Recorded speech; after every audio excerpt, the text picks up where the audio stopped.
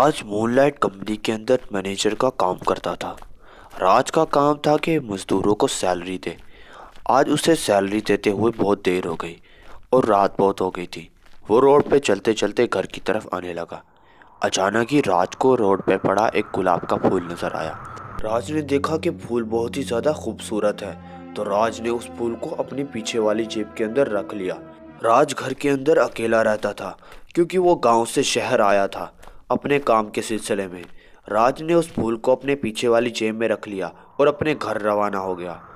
जैसे ही राज अपने घर पहुंचा, उसने उस फूल को अपनी साइड टेबल पे रख दिया और उस फूल को रखने के बाद राज अपने बेड पे आराम करने के लिए लेट गया। राज काम से थका हारा अपने बिस्तर पर आकर लेट गया। राज को नींद नहीं आ रही थी। राज अपने घर वालों को सोच रहा था कि उसे कहीं नींद आ जाए। राज अपने बहन भाई और घर वालों के लिए बहुत ही ज़्यादा परेशान था।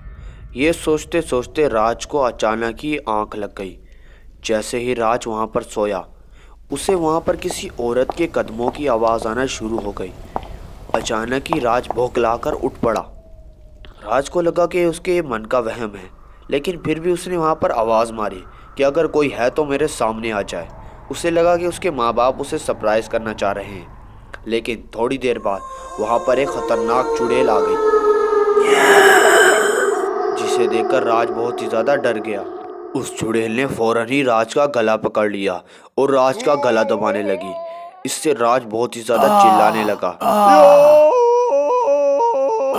लेकिन राज के पास और कोई मौका नहीं। उस खतरनाक चुड़ैल ने राज को वहां पर मार दिया और उसको गुलाब बना लिया और वो उसके बिस्तर में जाकर सो गई।